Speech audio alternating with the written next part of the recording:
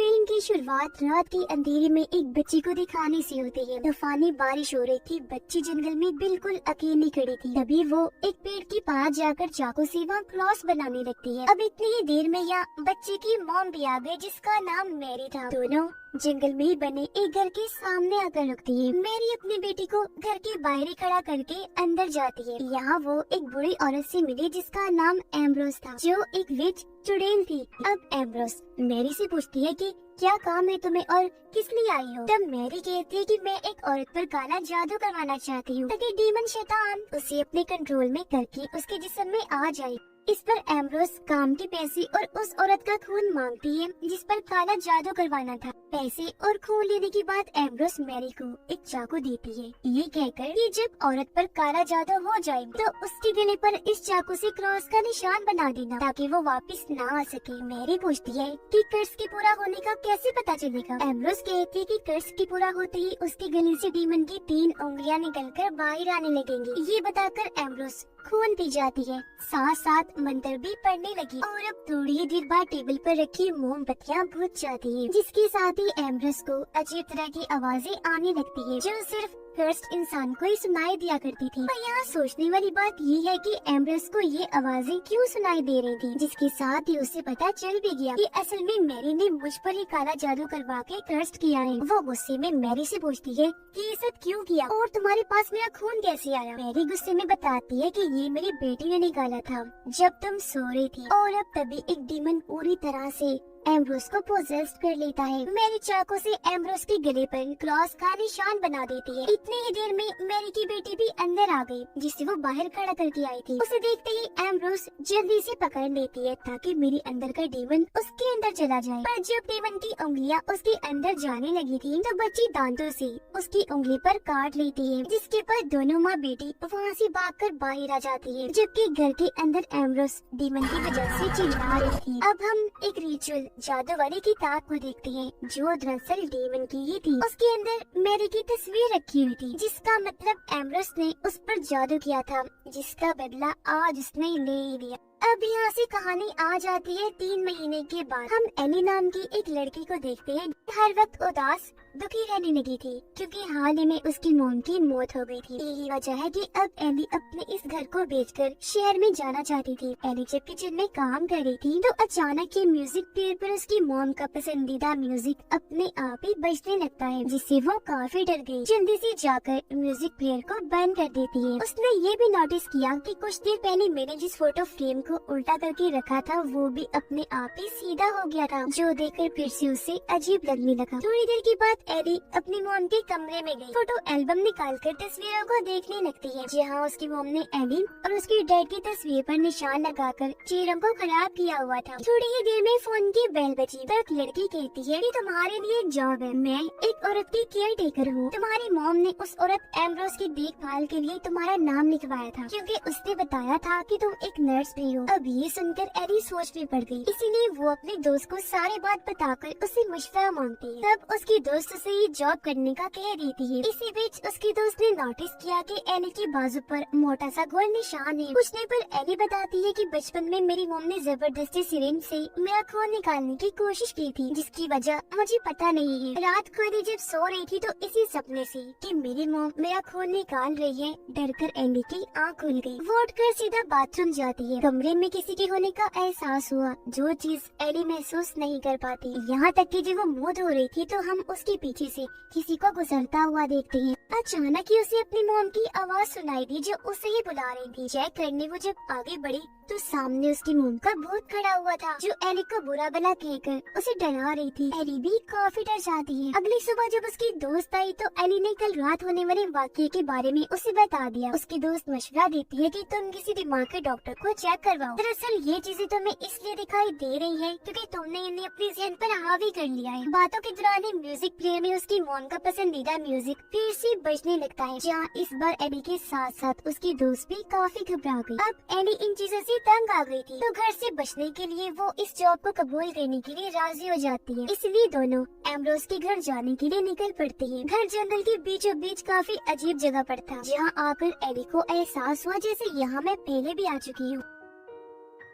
ये जब दरवाजे पर पहुंची तो वहाँ वही केयर टेकर खड़ी हुई थी जिसने एली को फोन किया। वो इन्हें पूरा घर दिखाकर एम्ब्रोस के कमरे में लेकर गई। बताती है कि ये इस वक्त कोमा में है। बुरी औरत एम्ब्रोस की एक बेटी भी थी जो इन्हें छोड़कर चली गई थी। और अब जैसे ये दो कमरे से बाहर आए एकदम से एम्ब्रोस आंखें खोलती है, जो देखते ही देखते पूरी तरह काली हो गई थी। यानी कि वो कोमा में नहीं बल्कि पोजेस्ड थी। अब यहाँ का सब कुछ एली के दोस्त को काफी अजीब लगा, इसलिए अब वो नहीं चाहती थी कि वो यहाँ जॉब करे। ये बात उसने एली को भी कही, पर क्योंकि वो हाँ कर चुकी थी तो अब उसे यहाँ रुकना ही था। पर जैसे तैसे वो अपने दोस्त को मनाकर ये उसे भेज देती है। तभी केयर टेकर भी चली गई और अब एली एम्ब्रोस के पास आकर उससे बात करने की कोशिश करती है, अपने बारे में बताने लगी। देखती है कि एम्ब्रोस की टांगों पर भी अजीब तरह के निशान बने हुए हैं। अचानक ही एम्ब्रोस आंखें खोलती है। उसकी तबीयत बिगड़ने लगी क्योंकि मुंह से अजीब तरह का चिपचिपा लिक्विड निकलने लगता है, जिसे देखकर एली काफी घबरा गई। वो टिश्यू से उसे साफ करती है। अब अचानक ही दरवाजा अपने आप ही बंद होने खुलने लगता है, जिसके साथ ही उसकी मॉम की आवाज आने लगी जो एली को बुला रही थी। वो घबरा तो रही थी लेकिन आवाज का पीछा करते हुए बाहर गई, जहाँ दूर मैरी की बेटी खड़ी थी। वो एकदम चुप थी, गौर से एली को देख रही थी। रात के वक्त एली जब घर से बाहर बैठी हुई थी तो उसे फिर से अपनी मॉम की आवाज सुनाई देने लगती है, पर इस बार वो नजरअंदाज करके एम्ब्रोस के कमरे में गई उसे चेक करने, जहाँ उसकी आंख लग जाती है। इस बीच डीमन का हाथ एम्ब्रोस के मुंह से बाहर आने लगा ताकि एली के अंदर जा सके, पर जैसे उसकी उंगली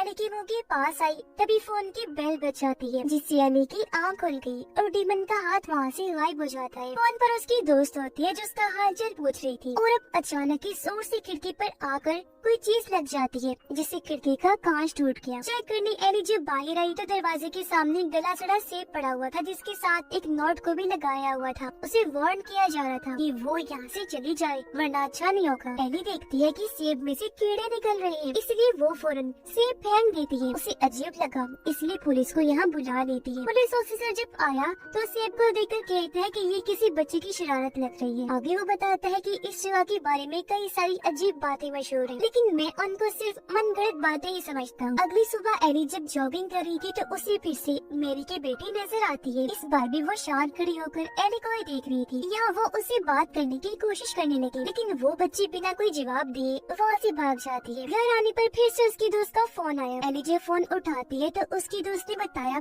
कि मैं केयर टेकर के बारे में छानबीन कर रही हूँ, क्योंकि वो मुझे काफी अजीब औरत लगी थी। और हाँ, तुम भी अपना ख्याल रखना और एकदम अलर्ट रहना। रात के वक्त एली जब ब्रश कर रही थी तो उसे नीचे वाले फ्लोर से अजीब तरह की आवाजें आने लगती है। यही नहीं, जब वो सो रही थी तभी कुछ आवाजों से उसकी आंख खुल गई थी। वो एम्ब्रोस के कमरे में जाने लगी चेक करने। वो दरवाजे के बाहर रुक गई क्योंकि आवाजें अंदर से आ रही थी। कान लगाकर जब उसने सुना तो ऐसा लग रहा था जैसे कोई स्पेल पढ़ रहा हो, यानी जादुई अल्फाज, मंत्र वगैरह। और इसी के साथ एम्ब्रोस के मुंह से मक्खियाँ निकलने लगती है। आवाजें तेज हो गई थी। उसे लगा कि यह एम्ब्रोस की बेटी है, इसीलिए वो जल्दी से अंदर आ जाती है, लेकिन वहाँ पर कोई नहीं होता, जिससे वो बुरी तरह घबरा जाती है। और खुद को शांत करके वो फिर से सोने के लिए चली गई, जहाँ उसे अपनी मॉम का डरावना सपना आता है, जिसमें वो इसी घर के बाहर हवा में लटकी हुई थी और एली को सेब फेंककर मारने लगती है। ये भी कहती है कि मैं तुम्हें नहीं छोड़ूंगी। और अब ये भयानक सपना देखकर एली की आंख खुल गई। वो नोटिस करती है कि मेरी टांगों पर अजीब तरह के निशान बने हुए हैं। एली की दोस्त अपने डैड के पास गई, जिनसे उसने एम्ब्रोस के घर की जानकारी निकलवाई थी। यहाँ वो एम्ब्रोस उसकी बेटी के बारे में तो जानकारी निकलवा लेती है, लेकिन केयर टेकर के बारे में उन्हें कुछ भी पता नहीं चल पाता।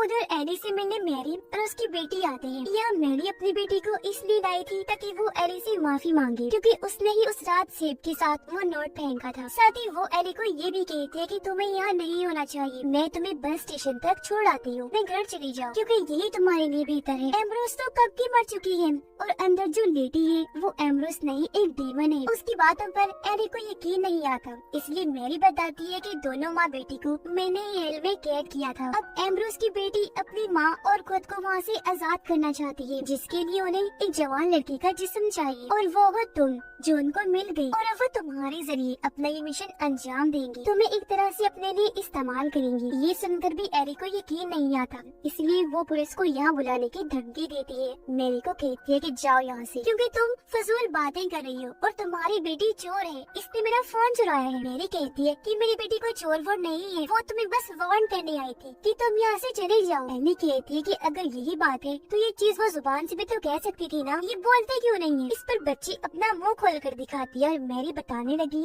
इसलिए कुछ नहीं बोलती क्योंकि इसकी जुबान नहीं है, जो देखकर एली को बहुत बुरा लगता है। उसी बच्ची पर तरस भी आया। मैरी एली को बताती है कि मेरी बेटी की जुबान पैदाइशी ही नहीं थी। डॉक्टर्स ने बताया कि जुबान उसकी थी, लेकिन जब वो पैदा हुई तो अंदर ही खत्म हो गई। मुझे पता है कि ऐसा क्यों हुआ। उसकी जुबान किसी ने खा ली थी, जो उस वक्त मेरी बेटी के अंदर था। मुझे शक पड़ता है कि वो आज भी उसके अंदर ही है। वो यहाँ दरअसल डीमन की बात कर रही थी। और अब वो यहाँ बताती है कि एक बार मेरा हस्बैंड एम्ब्रोस की बेटी के प्यार में पड़ गया था, लेकिन जब मेरे हस्बैंड ने उसे छोड़ा तो वो दुखी होकर यहाँ से भाग गई। वो सब देखकर एम्ब्रोस को अपनी बेटी के लिए बहुत बुरा लगा। मेरे हस्बैंड से बदला लेने के लिए उसने उन पर और मेरे बच्चे पर काला जादू कर दिया। यही वजह है कि मेरी बेटी ऐसी पैदा हुई। उधर लाइब्रेरी में केयर टेकर एली के दोस्त पर नजर रखी हुई थी। यहाँ वो एम्ब्रोस और उसकी बेटी के बारे में पढ़कर घबरा जाती है। और अब यहाँ उसे ये सब पता चल गया था कि असल में केयर टेकर ही एम्ब्रोस की बेटी है। एली कहती है कि मुझे काले जादू डीमन स्पेल्स वगैरह पर यकीन नहीं है। मैरी कहती है कि पहले हम लोगों को भी नहीं था, लेकिन जब मेरी दूसरी बेटी पैदा हुई तो एक हफ्ते के बाद ही वो मर गई। हालांकि उसे कुछ था भी नहीं, बस तभी से हमें भी इन सब चीजों पर यकीन हो गया। सब चीजों का जिम्मेदार मेरा हस्बैंड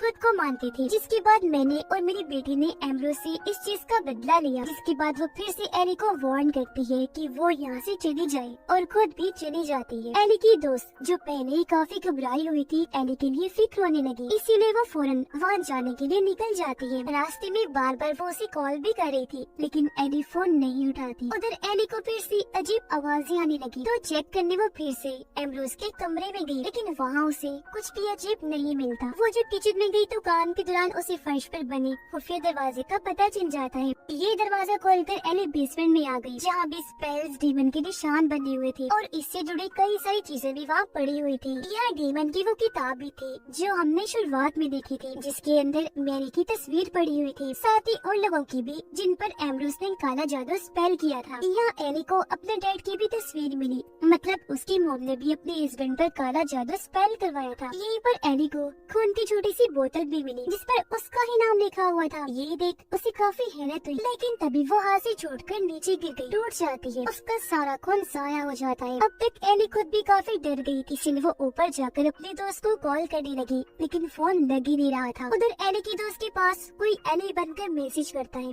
कि मैं एम्ब्रोस के घर से आ गई हूँ। ये देखकर उसकी दोस्त को तसल्ली हुई तो बीच रास्ते से वो गाड़ी मोड़ लेती है।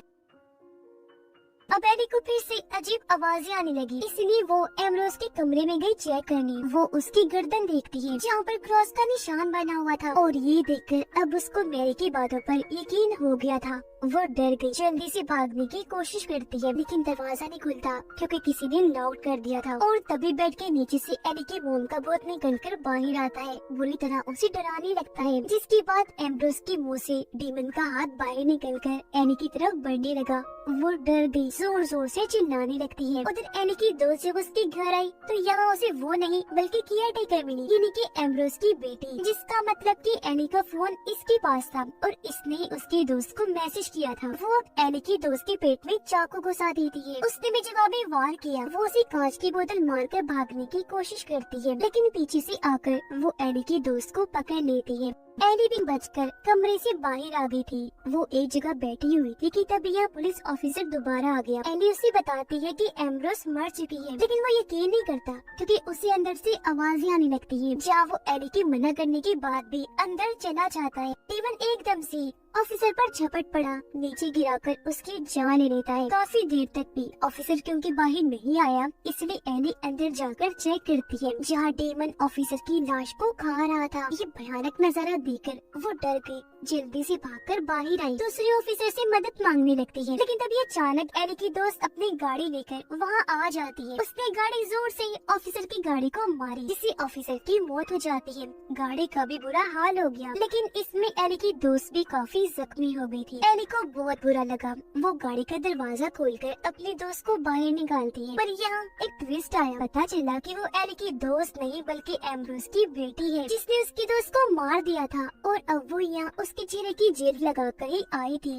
जो देखकर एली को काफी बुरा लगा और अब वो एली को भी मारकर बेहोश कर देती है। उसे जब होश आई तो सामने एम्ब्रोस की बेटी थी जो उसका खून निकाल रही थी। साथ ही वो एली को बताती है कि तुम बचपन में अपनी मॉम के साथ यहाँ आई थी। वो अपने हस्बैंड पर स्पेल काला जादू करवाने आई, पर क्योंकि उसके पास पैसे नहीं थे तो उसने हमें तुम्हारा खून दे दिया, जिसे मेरी मॉम ने जरूरत के वक्त के लिए रख दिया था, पर वो खून तुमने बोतल तोड़कर जाया कर दिया, इसलिए अब मैंने फिर से तुम्हारा खून निकाल लिया है। तुम्हारी मॉम जानती थी कि ये वक्त जरूर आएगा, इसलिए शर्मिंदा होकर उसने अपनी जान ले ली। एली पूछती है, पर तुमने मेरे दोस्त को क्यों मारा? पर वो बिना कोई जवाब दिए उसे मारकर एक बार फिर बेहोश कर देती है। अब की बार जब उसे होश आई तो वो खुद को गोल शक्ल के अंदर बने पेंटाग्राम पर लेटा हुआ पाती है। साथ में एम्ब्रोस भी थी और यहाँ अब उसकी बेटी कोई रिचुअल जादू करने वाली थी ताकि वो डीमन को एली के अंदर भेज सके। हालांकि एली उसे मना करने की कोशिश भी करती है कि वो ऐसा ना करे, लेकिन वो उसका मुंह बंद करने के लिए उसकी दोस्त के चिल एली के मुंह में घुसा देती है और अब कुछ ही देर में डीमन